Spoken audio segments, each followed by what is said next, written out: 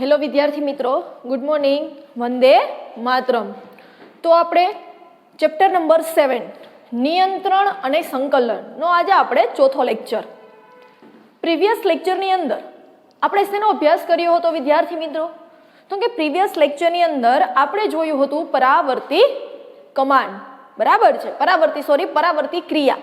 પરાવર્તી ક્રિયા આપણે કોને કહેતા હતા? તો કે જે આપણા ઐચ્છિક કેન્દ્રોની જે જાણ બહાર થતા જે કાર્યો છે જેને આપણે કહેતા હતા પરાવર્તી ક્રિયા. અને નેક્સ્ટ આપણે એ સમજ્યું હતું કે જ્યારે પરાવર્તી ક્રિયા છે એનો જે પ્રતિચાર મળે છે ઝડપથી મળે છે. કોની કમ્પેરમાં? તો કે વિચારવાની ક્રિયામાં. વિચારવાની ક્રિયા શા માટે એટલી જટિલ છે? કઈ રીતે માહિતીનું અર્થઘટન થાય છે? કઈ રીતે સંદેશા પહોંચે છે પરાવર્તી ક્રિયાની અંદર અને વિચારવાની ક્રિયાની અંદર? અને શા માટે વિચારવાની ક્રિયા એક જટિલ પ્રક્રિયા છે અને એનો પ્રતિચાર જે છે ધીમો હોય છે? કોની કમ્પેરમાં? તો કે પરાવર્તી ક્રિયામાં. એની આપણે ચર્ચા કરી, રાઈટ? હવે વિદ્યાર્થી મિત્રો, હજી આ પરાવર્તી ક્રિયાની સમજૂતીની અંદરના જ પેટા ટોપિક છે.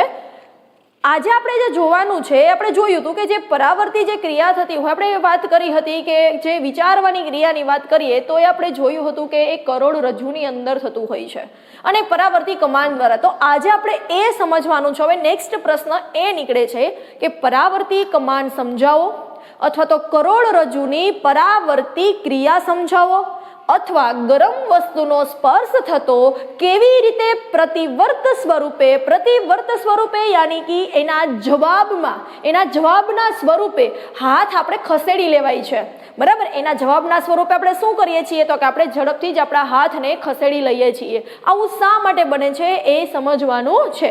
તો હવે વિદ્યાર્થી મિત્રો વાત કરીએ કે જે પરાવર્તી જે ક્રિયા છે, આપણે વાત કરી કે પરાવર્તી ક્રિયા એ ખરેખર તો પરાવર્તી કમાન્ડ દ્વારા સંચાલિત થતી હોય છે, બરાબર? પેલું આપણે શું જોયું હતું કે પરાવર્તી ક્રિયા એ પરાવર્તી કમાન્ડ દ્વારા સંચાલિત થાય છે, બરાબર છે? હવે જે પરાવર્તી ક્રિયા જે થતી હોય છે કોના દ્વારા સંચાલિત થતી હોય છે? તો કે પરાવર્તી કમાન્ડ દ્વારા સંચાલિત થતી હોય. અને આ જે વિદ્યાર્થી મિત્રો પરાવર્તી કમાન્ડ છે ક્યાં આવેલું હશે? તો કે આ જે પરાવર્તી કમાન્ડ છે કરોડરજ્જુની અંદર આવેલું હોય છે. ક્યાં આવેલું હોય છે? કરોડરજ્જુની અંદર, બરાબર છે? અહીંયા હમણાં ન જોતા, આ આકૃતિને અત્યારે ભૂલી જાઓ. ત્યારે પહેલા એ સમજવાનું છે કે જે પણ કઈ પરાવર્તી ક્રિયા થાય છે, પરાવર્તી ક્રિયા જે છે એ પરાવર્તી કમાન્ડ દ્વારા સંચાલિત થતું હોય. તો હવે પ્રશ્ન એ આવે વિદ્યાર્થી મિત્રો, તો આ જે પરાવર્તી કમાન્ડ છે એનું સ્થાન ક્યાં હશે? તો કે જે પરાવર્તી કમાન્ડ છે એ કરોડરજ્જુની અંદર આવેલું હોય છે, રાઈટ? તો હવે આપણે વાત કરી હતી કે મગજના જુદા જુદા કેન્દ્રો હોય, જુદા જુદા ભાગ આવેલા હોય છે. એ બધા જ ભાગોમાંથી એક ચેતાનું દોરડું નીકળે છે, બરાબર છે? જે મગજના જુદા જુદા ભાગના કેન્દ્રો બધા ભેગા થઈને એક દોરડું નીકળતું હોય છે ચેતાનું, અને એ જે દોરડું છે કે આપણા કરોડરજ્જુના અંદરના ભાગેથી પસાર થતું હોય. શું કીધું કે મગજના જે વિવિધ કેન્દ્રો છે એ કેન્દ્રોમાંથી ભેગા થઈ એક દોરડું નીકળે છે જેને આપણે ચેતા દોરડું કહીએ છીએ. અને એ દોરડું જે નીકળે છે એ ક્યાં નીકળે છે? તો કે કરોડરજ્જુના અંદરના ભાગેથી પસાર થાય. હવે વાત એ આવે કે જે કરોડસ્તંભની અંદર રક્ષાયેલું હોય છે, બરાબર છે? જે દોરડું નીકળે છે ક્યાં રક્ષાયેલું હોય છે? તો કે કરોડસ્તંભની અંદર રક્ષાયેલું હોય છે. તો વિદ્યાર્થી મિત્રો, હવે જે પણ કાંઈ ચેતાકીય જે દોરડું જે છે એ આપણા જે મણકા છે કરોડરજ્જુના કે મણકાની અંદર પરાવર્તી કમાન્ડ આવેલું હોય. મેઇન વાત કરી છે કે કરોડરજ્જુની અંદર પણ કયા ભાગની અંદર પરાવર્તી કમાન્ડ આવેલું હશે? તો કે મણકાની અંદર. કઈ રીતે? ફરીથી પ્રોસેસ કહું છું કે પેલા જે આપણા મગજના જુદા જુદા કેન્દ્રો છે એ બધા જ ભાગોમાંથી એક ચેતાનું દોરડું નીકળે છે, અને એ જે દોરડું છે કે જે આપણા કરોડસ્તંભના અંદરના ભાગેથી પસાર થાય છે અને એ કરોડસ્તંભની અંદર રક્ષાયેલું હોય છે, બરાબર છે? તો જે આ ચેતાકીય જે દોરડું છે એ આપણા જે મણકા છે જે કરોડરજ્જુના, એ મણકાની અંદર પરાવર્તી કમાન્ડ આવેલું હોય છે. તો પરાવર્તી કમાન્ડ છે ક્યાં આવેલું હશે? તો કે જે પરાવર્તી કમાન્ડ છે એ કરોડરજ્જુના જે મણકા, એ મણકાની અંદર, બરાબર? કરોડરજ્જુના જે મણકા છે તેની અંદર પરાવર્તી કમાન આવેલું હોય છે.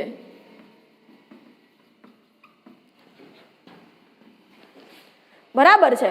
ફરીથી વિદ્યાર્થી મિત્રો એકવાર ફરી રિપીટ કરું છું. આપણે જોયું કે જે પરાવર્તી ક્રિયા જે છે એ કોના દ્વારા સંચાલિત થતું હશે તો કે પરાવર્તી કમાન દ્વારા. પછી આપણે નેક્સ્ટ વાત એ કરી કે જે પરાવર્તી કમાન છે એ ક્યાં હશે તો કે એ હશે કરોડરજ્જુની અંદર. તો હવે કરોડરજ્જુની અંદર પણ ક્યાં ગોઠવાયેલું હશે તો કે મણકાઓની અંદર. યાની કે જે આપણા મગજના જે જુદા જુદા ભાગો છે એ ભાગોમાંથી એક ચેતાકીય દોરડું જે છે એ પસાર થતું હશે અને એ જે દોરડું જે છે એ કરોડરજ્જુના અંદરના ભાગેથી પસાર થતું હોય અને કરોડરજ્જુના જે કરોડ સ્તંભના ભાગમાં અંદરના ભાગે રક્ષાયેલું જોવા મળે છે. હવે જે ચેતાકીય દોરડું જે છે એ આપણા જે મણકા છે જે કરોડરજ્જુના મણકાની અંદર પરાવર્તી કમાન આવેલું હોય છે. આ બે પોઈન્ટમાંથી તમને MCQ પૂછાઈ શકે. તો આવડી જાય કે ના આવડે? ઓકે. હવે વિદ્યાર્થી મિત્રો વાત આવે છે આકૃતિની. આકૃતિ કોની છે તો કે કરોડરજ્જુમાં પરાવર્તી કમાન છે કઈ રીતે ગોઠવાયેલું હશે જોવો. અહીંયા મેં આકૃતિ ડ્રો કરેલી છે ઓલરેડી. એક્ઝામની અંદર તમારે આકૃતિ ડ્રો કરવાની પૂછાય અથવા તો આકૃતિ આપી દીધી હોય ને આવા એરા બતાવેલા હોય નામ નિર્દેશન કરો એવું પણ પૂછાઈ શકે. આકૃતિ તમને વધીને 2 અથવા તો 3 માર્ક્સની અંદર પૂછાઈ શકે. ડિસ્ક્રિપ્શન સાથે હોય તો 4 માર્ક્સની અંદર પણ પૂછાઈ શકે. ફક્ત અહીંયા પહેલા આકૃતિ સમજાવું કઈ રીતે ડ્રો કરવાની છે. નેક્સ્ટ આપણે એના કાર્ય સમજવાનું છે. બરાબર કે ગરમ વસ્તુનો સ્પર્શ થતો હશે ત્યારે કેવી રીતે પ્રતિવર્ત યાની કે એના જવાબ સ્વરૂપે હાથ છે આપણે ખસેડી લેવાય છે એ સમજો. અહીંયા દરેક ધ્યાન આપજો કેવી રીતે તમારે આકૃતિ જે છે ડ્રો કરવાની. પહેલા તમારે વિદ્યાર્થી મિત્રો સૌપ્રથમ એક લંબગોળ છે ડ્રો કરવાનું. અહીંયા હું એક બતાવું છું ખાલી એમ જોજો. આવી રીતે તમારે એક લંબગોળ છે ડ્રો કરવાનું. લંબગોળ ડ્રો થઈ જાય પછી શું કરવાનું અહીંથી આટલો ભાગ કટ કરી નાખવાનો. ત્યાંથી પછી નીચે આવી રીતે આમ ત્રિકોણ જેવું તમારે બતાવી દેવાનું. રાઈટ? આટલું દોરતા આવડે? હવે શું કરવાનું જોજો. H કેપિટલ H જે છે બરાબર છે પહેલી ABCD નો જે કેપિટલ H છે એ અહીંયા તમારે ડ્રો કરવાનો છે. અહીંયા પહેલા આમ કરવાનું. જો અહીંયા મેં ડ્રો કરેલું છે પછી તમારે અહીંથી આપણે આખો આવો કેપિટલ ABCD નો જે H છે એ તમારે આખો ડ્રો કરવાનો છે. કેપિટલ ABCD નો H ડ્રો થઈ જશે પછી તમારે અહીંથી 2 કટ કરવાના છે. બરાબર અને આવી રીતે તમારે ડબલ લાઈનની અંદર બરાબર એવું જ તમારે સેમ અહીંયા ડ્રો કરવાનું અને પછી જે એક આપણો મનુષ્યનો અહીંયા હાથ તમારે ડ્રો કરવાનો છે અને અહીંયા તમારે ગરમ તપેલી ડ્રો કરવાની છે. આવી રીતે તમે આકૃતિ ઈઝી ડ્રો કરી શકો. સમજાણું કઈ રીતે ડ્રો કરવાનું? પહેલા એક લંબગોળ કરો પછી જે કેપિટલ ABCD બરાબર છે ફર્સ્ટ જે કેપિટલ ABCD છે નો H લેટર જે છે એ ટાઈપનું ડ્રો કરવાનું છે અને અહીંયા તમારે 2 કટ કરી અને અહીંયા તમારે આવું ડ્રો કરવાનું છે અને અહીંયા તમારે મનુષ્યનો હાથ અને અહીંયા તમારે ગરમ તપેલી બરાબર છે એની અંદર પાણી છે જેની વરાળ જે છે એ નીકળી રહી છે દેખાય છે તમને. હવે વિદ્યાર્થી મિત્રો જોજો અહીંથી જે પસાર થાય છે હું તમને ખાલી ત્યારે બતાવું છું છે અહીંથી જે પસાર થાય છે એ છે સંવેદી ચેતાકોષ. શું છે તો કે સંવેદી ચેતાકોષ અને અહીંથી જે પસાર થાય છે એ છે ચાલક ચેતાકોષ. સંવેદી ચેતાકોષ અને ચાલક ચેતાકોષ બરાબર છે. અહીંયા તમારો જે હાથ છે એ તમને પ્રતિચાર આપે છે કે વસ્તુ ગરમ છે પાછું લઈ લે બરાબર. એ પ્રતિચાર અંગ યાની કે અહીંયા હાથના સ્નાયુ આવેલા હોય. રાઈટ? આ જે છે હું તમને હમણાં કહું છું આગળ કે CNS શું છે પણ અત્યારે એટલું યાદ રાખજો કે આ કરોડરજ્જુ છે. આ CNS યાની કે સંદેશા મગજ તરફ જે જાય છે એને CNS કહેવાય છે બરાબર છે. જેનું ફૂલ ફોર્મ છે શું છે અને શું છે હું તમને હમણાં આગળ કહીશ. અત્યારે તમારે બહુ ડિટેલમાં યાદ રાખવાનું નથી. અને આ જે છે તમારો આખો H એ છે તમારો પૃથ્થકરણીય ચેતાકોષ. રાઈટ? હવે હથેળીના જે સંવેદનાગ્રાહી અંગોથી જોડાયેલું હોય છે કોણ? સંવેદી જે ચેતાકોષ જે છે એ હથેળીના જે સંવેદનાગ્રાહી અંગો છે એની સાથેથી જોડાયેલું હોય એ સંદેશો આપે અને એનો પ્રતિચાર જે છે ત્વચાની ચામડી દ્વારા બરાબર કે આપણે જો અત્યારે આપણો હાથ છે એ વરાળના સંપર્કમાં છે. ઓકે. હવે જેને સંદેશો મળશે બરાબર કે એ ત્વચા જે છે એ ચેતા દ્વારા આવી રીતે પરાવર્તક પરાવર્તક કમાનની અંદરના ભાગે શું થતું હોય છે? તો કે દાખલ થતું હોય છે.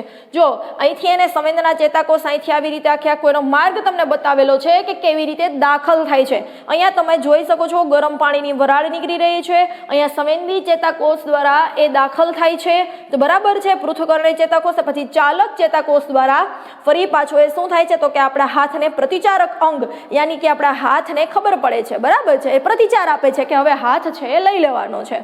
હવે શું થશે? જોજો અહીંથી એ કોને મળે છે? તો કે ચાલક કેન્દ્રને મળે છે, બરાબર છે. અને જે ચાલક કેન્દ્રને મળે છે ત્યારબાદ જે ચાલક ચેતા હાથના સ્નાયુ સાથે જોડાયેલી હોય છે. ચાલક ચેતા જે છે એ હાથના સ્નાયુ સાથે જોડાયેલી હોય અને હાથ છે આપણો એક પ્રતિચાર અંગ જે છે એ પ્રતિચાર આપીએ છીએ એની સાથે જે સંકળાયેલી ચેતા છે એ સંદેશો લઈ જશે, એ સંવેદી ચેતાને આપશે. સંવેદી ચેતા છે એ સંદેશાને અંગથી પરાવર્તી કમાન સુધી લઈ જાય છે અને જે એ જ આકારનું જે પૃથ્થકરણીય જે ચેતાકોષ છે ત્યાં પહોંચે છે, રાઈટ. હવે જે આ બતાવેલું છે એ છે સંવેદી કેન્દ્ર. જો અહીંયા સંવેદી ચેતાકોષ છે તો આ જે છે તમારું છે સંવેદી કેન્દ્ર, બરાબર. અહીંયા જે બતાવેલું છે એ છે તમારું ચાલક કેન્દ્ર. શું છે? તો કે ચાલક કેન્દ્ર અને સંવેદી કેન્દ્ર, બરાબર છે. હવે શું થાય? જોજો જે ગોળ ભાગ જે છે, બરાબર, એ શું છે આપણું આખું? તો કે કરોડરજ્જુ છે. હવે કરોડરજ્જુ જે છે એ શું કરશે? તો કે કેટલાક સંદેશાઓ જે છે એ કરોડરજ્જુમાંથી નીકળી અને ક્યાં જતા હોય છે? કેટલાક સંદેશાઓ એવા પણ હોય કે જે કરોડરજ્જુમાંથી નીકળી અને મગજ તરફ જતા હોય છે, બરાબર. કેટલાક સંદેશા કરોડરજ્જુમાંથી નીકળી ક્યાં જાય છે? તો કે મગજ તરફ.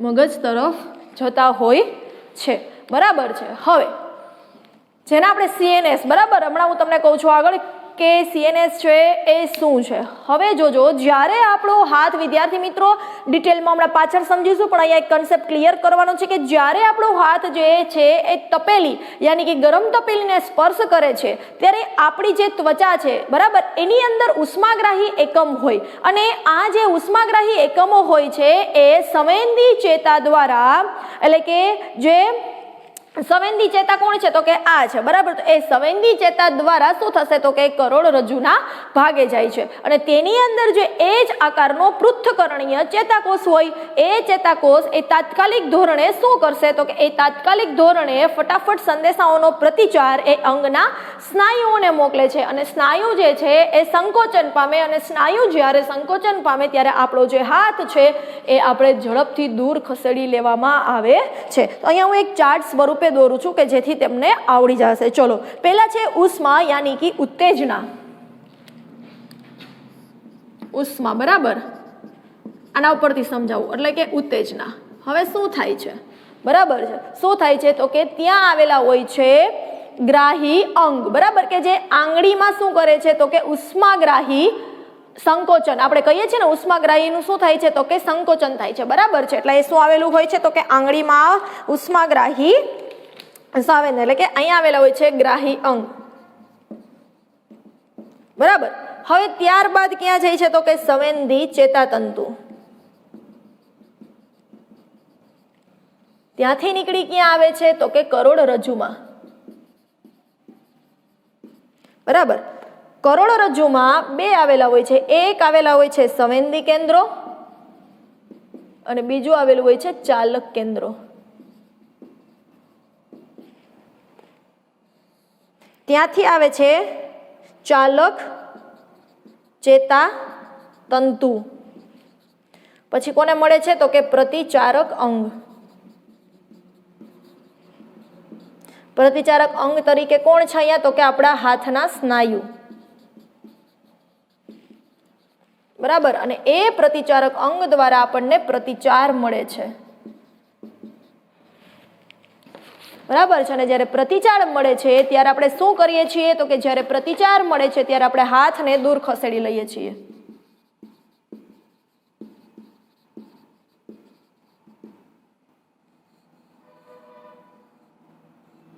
રેડી?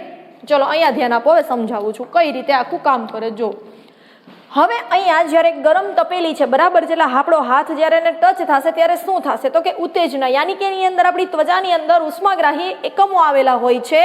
એ શું કરશે તો કે એ કોને આપશે તો કે સંવેદી ચેતાતંતુ. ત્યાંથી ક્યાં જાય છે તો કે અહીંયા સંવેદી ચેતાકોષ દ્વારા ત્યાં આવેલા હોય છે સંવેદી ચેતાતંતુ. એના દ્વારા અંદર જઈને ક્યાં પહોંચે તો કે એ જ આકારનો જે કરોડરજ્જુ આપણે કહીએ છીએ કે જે એ જ આકારનો શું છે તો કે એક પૃથ્થકરણીય ચેતાકોષ છે ત્યાં પહોંચે છે કરોડરજ્જુની અંદર. ત્યાં બે કેન્દ્રો આવેલા હોય છે, એક હોય છે સંવેદી કેન્દ્ર અને એક હોય છે ચાલક કેન્દ્ર.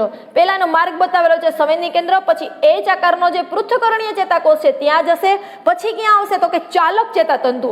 અહીંયા સંવેદી ચેતાતંતુ હોય, અહીંયા ચાલક ચેતાતંતુ હશે અને એના દ્વારા પ્રતિચારક અંગને પ્રતિચાર મળે છે, એટલે આપણા જે હાથ જે છે એને આપણે દૂર ખસેડી લઈએ છીએ.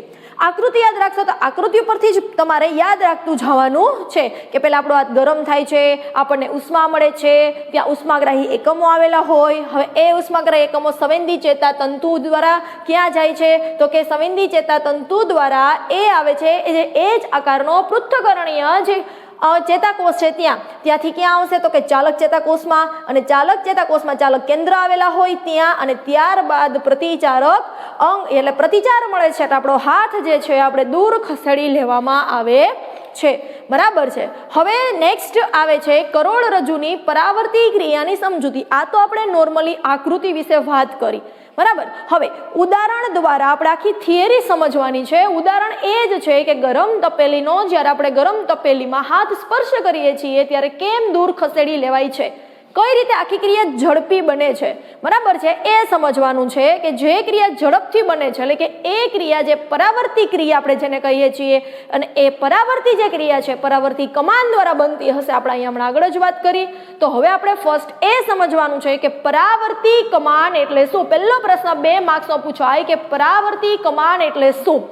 પરાવર્તી કમાન હમણાં હું જો આખી આ પ્રોસેસ બોલી એને જ આપણે કહેવાય છે પરાવર્તી કમાન. એટલે કે આકૃતિ તમે યાદ રાખશો તો આકૃતિ ઉપરથી જ આપણે આખી ડેફિનેશન લખી શકશું. જો પરાવર્તી ક્રિયાનો માર્ગ જેમાં સંવેદનાગ્રાહી અંગ ત્યાંથી સંવેદના મેળવશે, સંવેદનાગ્રાહી અંગ અત્યારે આપણું હાથ છે એ સંવેદના મેળવે, ત્યારબાદ એ સંવેદના ચેતાકોષ દ્વારા પૃથ્થકરણીય ચેતાકોષ દ્વારા પૃથ્થકરણીય ચેતાકોષની અંદર જશે, અને ત્યાંથી એ આવે છે ચાલક ચેતાકોષની અંદર, અને ત્યારબાદ એ આવે છે પ્રતિચારક અંગ સુધી. અને આવી રીતે સંદેશાનું વહન થતું હોય છે, અને એ સંદેશાઓને જે જોડતો માર્ગ છે જેને આપણે કહીએ છીએ પરાવર્તી કમાન. બરાબર છે. ચલો આપણે લખીએ વ્યાખ્યા. ચલો એવું હોય તો તમે આકૃતિ ખાલી મારી હારે ડ્રો કરી લો જેથી તમને ખ્યાલ આવે. બરાબર છે. ચલો હવે આવું ભૂસી નાખું છું. બરાબર છે.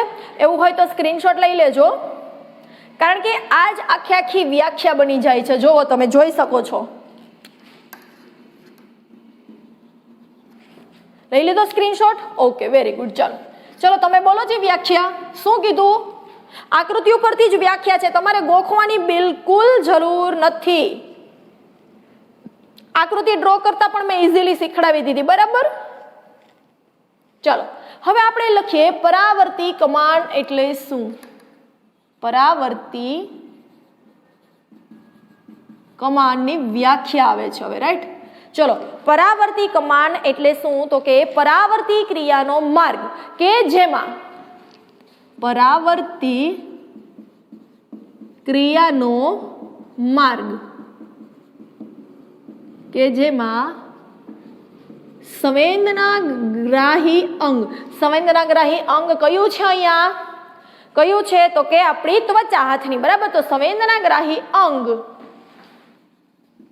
ત્યાંથી શું કરશે તો કે સંવેદના મેળવશે ત્યાંથી. બરાબર. આ જે સંવેદનાગ્રાહી અંગ છે ત્યાંથી સંવેદના મેળવે અને ત્યાંથી સંવેદના ચેતાકોષ દ્વારા સંવેદના મેળવે, અને ત્યાંથી જે સંવેદના છે એ ક્યાં આગળ વધે છે તો કે સંવેદના ચેતાકોષ દ્વારા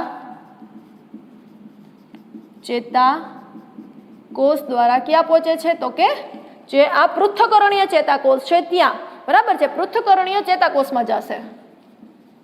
પૃથ્થકરણીય ચેતાકોષમાં જશે, બરાબર। અને પૃથ્થકરણીય ચેતાકોષ પછી ક્યાં આવે તો કે ચાલક ચેતાકોષમાં આવશે। ક્યાં આવશે તો કે ચાલક ચેતાકોષમાં, ચાલક ચેતાકોષમાં। અને ચાલક ચેતાકોષ બાદ ક્યાં આવે છે તો કે પ્રતિચારક અંગ, પ્રતિચારક અંગ, બરાબર છે। આવી રીતે શું થતું હોય છે તો કે એનું વહન થતું હોય છે, સુધી જાય છે। તો આવી રીતે સંદેશાઓનું વહન થાય છે, આવી રીતે સંદેશાઓનું વહન થાય છે। અને આ સંદેશાઓને જોડતો જે માર્ગ છે, આ સંદેશાઓને જે જોડતો જે માર્ગ છે એને જ આપણે કહીએ છીએ પરાવર્તી કમાન, પરાવર્તી કમાન કહે છે। ચલો વિદ્યાર્થી મિત્રો, સાવ ઇઝીલી વ્યાખ્યા યાદ રાખતા શીખડાવું છું। જો શું કીધું કે સૌપ્રથમ પરાવર્તી કમાન એટલે શું? પરાવર્તી ક્રિયાનો માર્ગ, આખી પરાવર્તી ક્રિયાનો માર્ગ છે કે જેની અંદર સંવેદનાગ્રાહી અંગ, સંવેદનાગ્રાહી અંગ આપણું કયું છે અત્યારે તો કે હાથ, હાથની ત્વચા, બરાબર છે, ઓકે। સંવેદનાગ્રાહી અંગ ત્યાંથી એ સંવેદના મેળવશે, એને ખબર પડશે ગરમ છે, ત્યાંથી એ ક્યાં જાય છે તો કે સંવેદના ચેતાકોષ, યાની અહીંયા આવશે સંવેદના ચેતાકોષ દ્વારા। સંવેદના ચેતાકોષ પછી ક્યાં આવશે તો કે પૃથ્થકરણીય જે ચેતાકોષ છે ત્યાં, ત્યાંથી આવશે ચાલક ચેતાકોષમાં, ત્યાંથી આવશે પ્રતિચારક અંગ સુધી। અને આવી રીતે શું થતું હોય છે તો કે સંદેશાઓનું વહન થતું હોય, અને એ જે સંદેશાઓને જે જોડતો માર્ગ છે એને જ આપણે કહીએ છીએ વિદ્યાર્થી મિત્રો પરાવર્તી કમાન। તો યાદ રહી જાય કે ન યાદ રહે? હવે આપણે સમજવાનું છે એક ઉદાહરણ દ્વારા। જો શું કે છે કે હાથની ત્વચા પર આપણે હમણાં જ કહ્યું કે હાથની જે ત્વચા હોય છે એમાં ઉષ્માગ્રાહી એકમો આવેલા હોય છે, બરાબર। હાથની ત્વચા પર કયા એકમ આવેલા હોય છે તો કે ઉષ્માગ્રાહી એકમો। આખા ચેપ્ટરમાં એક જ ઉદાહરણ દ્વારા આપણે બધું સમજવાનું છે, બરાબર। એટલે કે ઉષ્માગ્રાહી એકમો આવેલા હોય છે કે જે ઉષ્માનું વહન કરે, ઉષ્માનું વહન કરે એટલે ત્યાંથી તે સંવેદના મેળવે, એ સંવેદના ચેતાકોષ દ્વારા પૃથ્થકરણીય ચેતાકોષમાં જશે, ત્યારબાદ એ ચાલક ચેતાકોષની અંદર જશે, ત્યારબાદ પ્રતિચારક અંગને પ્રતિચાર મળશે એટલે આપણો હાથ આપણે ઝડપથી દૂર ખસેડી લઈએ છીએ, બરાબર છે, વેરી ગુડ। ચલો હવે નેક્સ્ટ જે પ્રશ્ન જે છે એ આવે છે મનુષ્યના ચેતાતંત્રની સમજૂતી, બરાબર છે। શું આવે છે? મનુષ્યના ચેતાતંત્રની સમજૂતી। એ આપણે આના પછી હમણાં સમજીએ, બરાબર।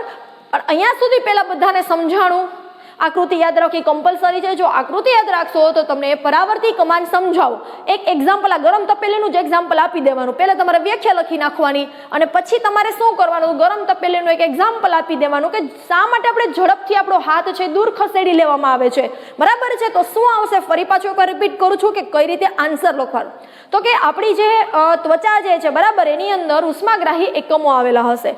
એ જે ઉષ્માગ્રાહી એકમો જે છે એ શું કરશે, હવે તો કે આપણે સંવેદી ચેતાકોષ દ્વારા પૃથ્થકરણીય ચેતાકોષની અંદર જશે, ત્યારબાદ ચાલક ચેતાકોષની અંદર આવશે, ત્યારબાદ પ્રતિચારક અંગ યાની કે આપણા જે હાથના સ્નાયુ છે એને પહોંચે છે, આપણો હાથ જે છે એને પ્રતિચાર મળે છે, એટલે કે આપણા જે હાથના સ્નાયુ હોય એ સંકોચાય છે, અને હાથના સ્નાયુ સંકોચાય છે એટલા માટે આપણે આપણો હાથ જે છે એ ઝડપથી દૂર ખસેડી લેવામાં આવે છે, બરાબર છે। અહીંયા લખું છું કે હાથના સ્નાયુઓ જે છે, ત્વચાના સ્નાયુઓ અથવા તો એ શું થાય છે તો કે સંકોચાય છે, અને સંકોચાય છે એટલા માટે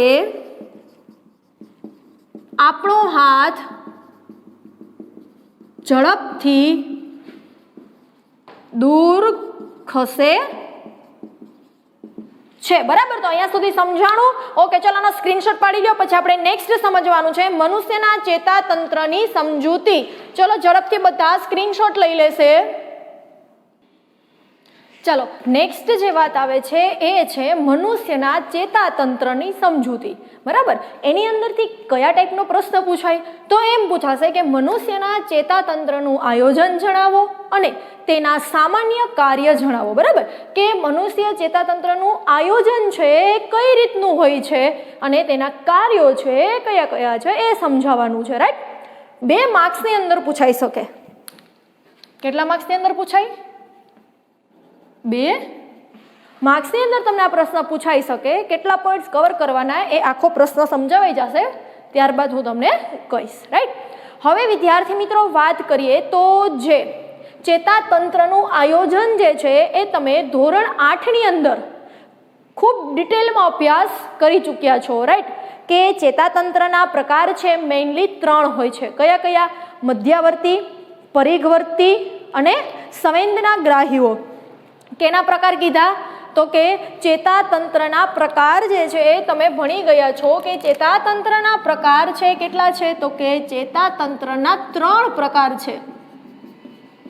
કયા કયા છે? તો કે મધ્યવર્તી, second પરિઘવર્તી, third one સંવેદનાગ્રાહી.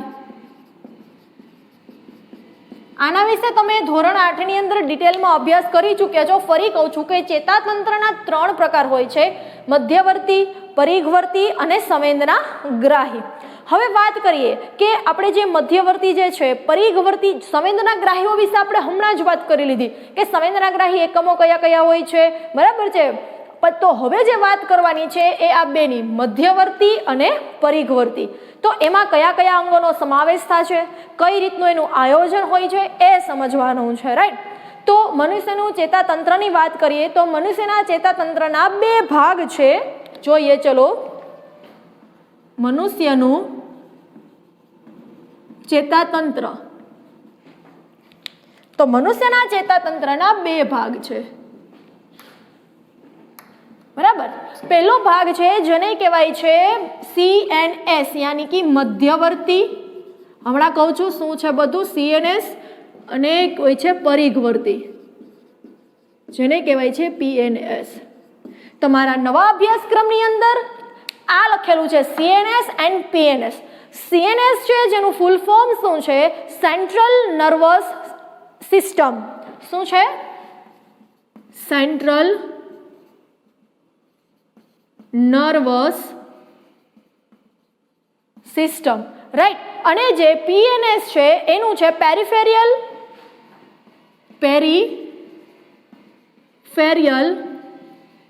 Nervous system, બરાબર છે. માર્ક્સનું પણ પૂછાઈ શકે CNS એન્ડ PNS નું ફૂલ ફોર્મ જણાવો.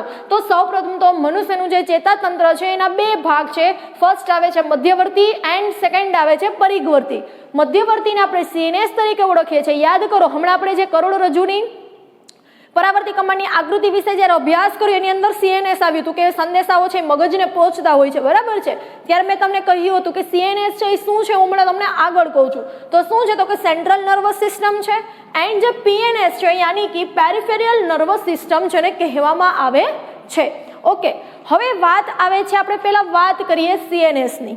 તો જે CNS છે એ શરીરના મધ્યમાં, બરાબર છે. હવે તમને એમ વિચાર આવે કે CNS યાની કીધું છે સેન્ટ્રલ એટલે એકદમ મધ્યમાં. તો તમે વિચાર કરો કે આપણા શરીરની મધ્યમાં કયા અંગો આવેલા હશે? તમને કયું લાગે છે? તો કે આપણા શરીરના મધ્યની વાત કરીએ તો પહેલું મગજ અને બીજું કરોડરજ્જુ આવેલું હોય છે. કયું? મગજ અને કરોડરજ્જુ. સેન્ટ્રલમાં કયા કયા અંગો હશે? તો કે મગજ અને કરોડરજ્જુ, રાઈટ. હવે વાત કરીએ PNS. PNS યાની કે પેરિફેરિયલ નર્વસ સિસ્ટમની અંદર 2 ભાગ છે, બરાબર. પણ એ 2 ચેતાઓ આવેલી હોય છે. કઈ 2 ચેતાઓ આવેલી હોય છે? તો વાત કરીએ આપણે 2 ચેતાઓની. તો 2 ચેતાઓ જે છે એમાં પહેલામાં મસ્તિષ્ક ચેતાઓ એન્ડ સેકન્ડ કરોડરજ્જુ ચેતાઓ આવેલી હોય છે. મસ્તિષ્ક ચેતાઓ એન્ડ સેકન્ડ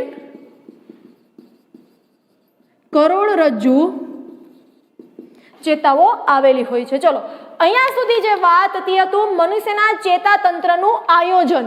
આ એનું આપણે આયોજન પૂછાય તો એટલું લખવાનું. 2 માર્ક્સની અંદર આયોજન પણ પૂછાઈ શકે. તો શું આવશે? કહી દઉં છું ફરીથી એકવાર કે મનુષ્યનું ચેતાતંત્ર જે છે 2 ભાગમાં વહેંચાયેલું છે. ફર્સ્ટ આવશે CNS એન્ડ સેકન્ડ વન આવશે PNS. CNS યાની કે central nervous system and PNS યાની કે peripheral nervous system. Central nervous system યાની કે સેન્ટરમાં શરીરના મધ્ય ભાગની અંદર કયા ભાગો આવેલા હોય છે? તો કે 2. ફર્સ્ટ મગજ એન્ડ સેકન્ડ વન કરોડરજ્જુ.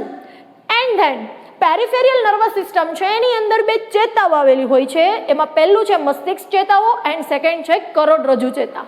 હવે એના પછીનો જે પ્રશ્ન છે એના સામાન્ય કાર્ય જણાવવાના છે. હવે આપણે વાત કરીશું કાર્ય વિશે.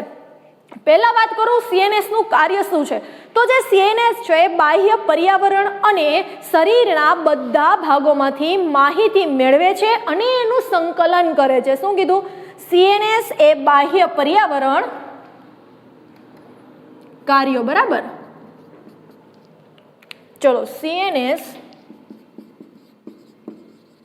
શું કરશે? CNS નું કાર્ય તો કે બાહ્ય પર્યાવરણ અને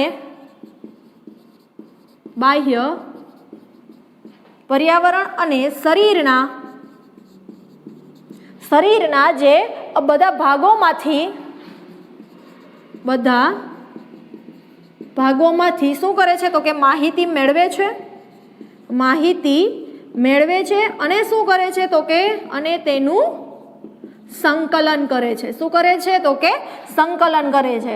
કોણ? તો કે CNS. જે સેન્ટ્રલ નર્વસ સિસ્ટમ છે એ બાહ્ય પર્યાવરણ અને જે શરીરના બધા ભાગોમાંથી જે પણ કઈ માહિતી હોય એ મેળવશે અને માહિતી મેળવ્યા બાદ એનું એ સંકલન કરે છે. નેક્સ્ટ વાત કરીએ તો કરોડરજ્જુ. બરાબર છે. તો જે કરોડરજ્જુ છે એ પરાવર્તી ક્રિયા સાથે સંકળાયેલું હોય છે. કરોડરજ્જુ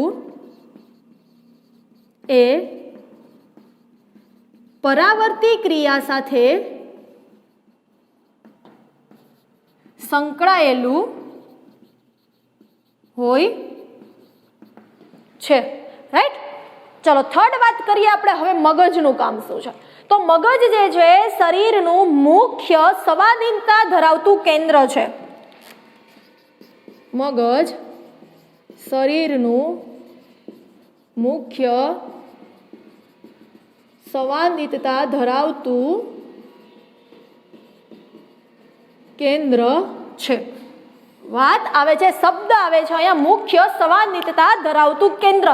યાની કે આપણે એમ કહીએ કે જે મગજ છે વિદ્યાર્થી મિત્રો, તમે સમજો મગજ છે નાનામાં નાનીથી લઈને મોટામાં મોટી કોઈ પણ ક્રિયાઓ સાથે આપણું મગજ છે સંકળાયેલું હોય. પછી તમે કોઈ નાની ક્રિયા કરતા હોય કે તમે કોઈ મોટી ક્રિયા કરતા હોય, રાઈટ, આપણું મગજ છે એ ક્રિયા સાથે સંકળાયેલું હોય છે.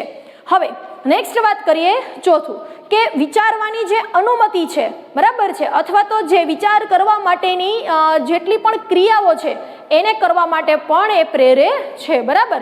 વિચારવાની અનુમતિ અહીંયા લખું છું ઉપર, વિચારવાની અનુમતિ અથવા તો જે વિચારવાની જે પણ ક્રિયા થાય છે એટલામાં વિચારવા માટેની જેટલી ક્રિયા છે, વિચારવા માટેની જેટલી ક્રિયા છે તેને શું કરે છે? એ પ્રેરે છે. બરાબર છે કે આ ક્રિયા કરવાની હવે છે, તેને કરવા માટે શું કરે છે? ક્રિયા છે તેને કરવા માટે પ્રેરે છે. રાઈટ. હવે જે પાંચમું આવે છે એ આપણે જોવાનું છે PNS નું કાર્ય.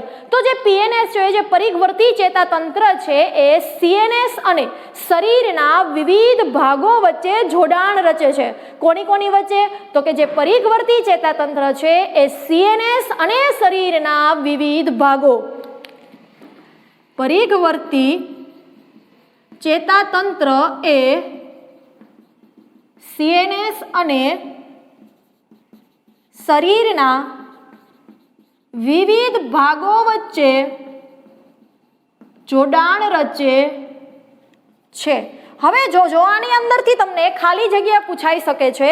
ખાલી જગ્યામાં એમ પૂછાશે કે પરિઘવર્તી ચેતાતંત્ર એ ખાલી જગ્યા અને શરીરના વિવિધ ભાગો વચ્ચે જોડાણ રચે છે. તો શું આવશે ખાલી જગ્યામાં તમારો આન્સર? તો કે CNS. CNS. CNS એટલે શું થશે? તો કે CNS યાની કે સેન્ટ્રલ નર્વસ સિસ્ટમ. રાઈટ. તો આ હતું વિદ્યાર્થી મિત્રો આપણે મનુષ્યના ચેતાતંત્રનું આયોજન અને તેના સામાન્ય કાર્યો.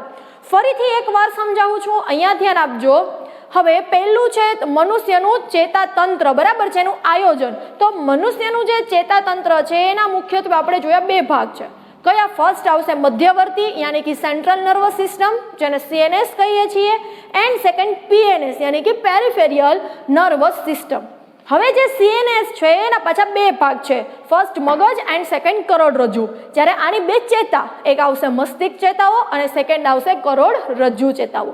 હવે આવે છે એનું આયોજન અહીંયા કમ્પ્લીટ થશે. હવે એના કાર્યો, તો પહેલું કાર્ય છે CNS યાની કે જે સેન્ટ્રલ નર્વસ સિસ્ટમ જે છે બાહ્ય પર્યાવરણ અને શરીરના વિવિધ ભાગોમાંથી માહિતી મેળવે છે અને તેનું સંકલન કરે છે.